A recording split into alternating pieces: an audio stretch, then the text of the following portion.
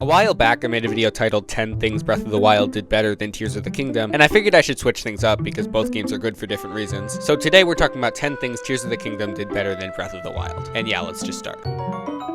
While this game is generally known for its mechanics and open worldness, it also has a really unique story. And while I don't think the storytelling was as good in this game, the actual story was a lot more interesting for me. I think it's because there was actually something you were trying to figure out. In Breath of the Wild, you sort of just existed and nothing really felt like much of a mystery. But in Tears of the Kingdom, there were moments when I was like, I actually wonder what's up with that. The story just feels a lot more complicated too. I don't actually want to talk about the story itself too much. I know this game's pretty old now and all that, but if you haven't completely finished the story, I don't want to ruin it for you. It's really fun to play through. And I'd say it feels a bit more cohesive than Breath of the Wild. It's very complex, but also simplistic. The Google AI overview says a word for that is simply comp. I've never heard of it, but yeah, it's probably not real.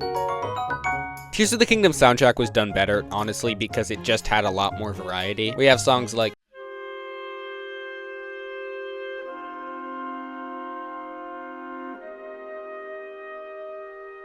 and we also have songs like so it was a lot more memorable when a lot of the songs in Breath of the Wild tended to blend together. Like the Divine Beast themes, they were pretty much all the same. Of course, there's some songs in Breath of the Wild that are better than songs in Tears of the Kingdom, but collectively, I think the Tears of the Kingdom soundtrack is better. It tells a bit more of a story. Tears of the Kingdom side quests had so much more purpose than Breath of the Wild. Breath of the Wild side quests pretty much just encourage you to explore the world more, like go find me 10 frogs. So it was less about the adventures and more like here's another way to explore the world. And there were some pretty good ones, but the side quests in Tears of the Kingdom finally had their own category in the game. It wasn't just about exploring, they actually told a story, like the Hateno Village side quest. And I'm not saying all of them were perfect, but I'm happy with how much they improved. It gave the game a lot more variety in my opinion. Collecting stuff in Breath of the Wild pretty much had zero purpose because you could either cook with it, sell it, upgrade your armor. So yeah, zero purpose. I'm just saying, when you collect things in Tears of the Kingdom, the possibilities are endless. And when you get something new, you're like, hey, I could actually use this, or I needed more of these. And in Breath of the Wild, nobody has ever said I needed another bokoblin. I don't know.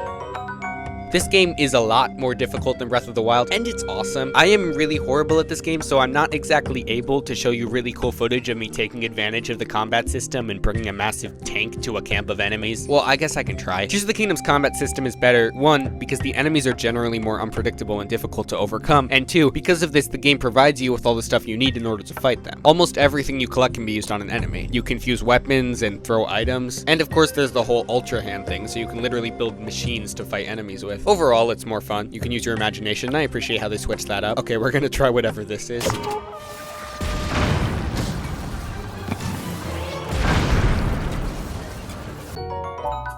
Tears of the Kingdom improved its weapon system from Breath of the Wild in a lot of different ways. It just gave you the opportunity to be a ton more creative. Like, Breath of the Wild had cool weapons, but Fuse takes things to a whole new level. It's such a cool game mechanic, and this ties into collecting things because you can literally fuse anything to a weapon. Or you can take something that isn't a weapon, and you can make it a weapon. I don't really know if anyone else really had this issue with Breath of the Wild, but I constantly found myself without anything to fight with because all of my weapons broke. Yeah, I'm kind of terrible at this game, and it's so much easier to increase durability and find weapons in this game because of all the stuff you have access to.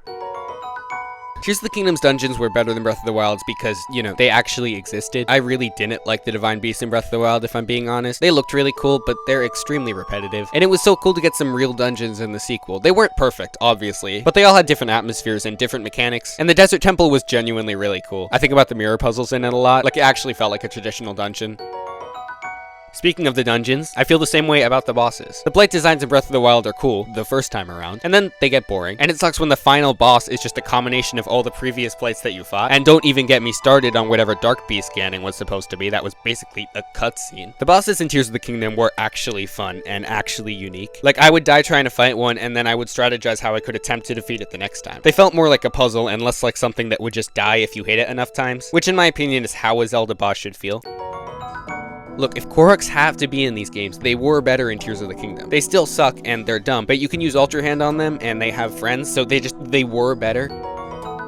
The villages in Tears of the Kingdom were better because they actually had a purpose. Okay, hear me out. Breath of the Wild's villages seemed like they were there just for the sake of being there, and you couldn't really do much in them. Like, even once you finished building Terrytown in Breath of the Wild, it just started to exist. In Tears of the Kingdom, it's better because their side quests centered around the villages. The main story doesn't really take you back to them, so they feel a lot more like they're part of the world, and all of that makes them feel a lot more purposeful and lifelike in my opinion. So there you have it, 10 things Tears of the Kingdom did better than Breath of the Wild. Make sure you subscribe, the channel just hit 1,000 subscribers, which is just insane to me, and click here to watch a video way better than this one.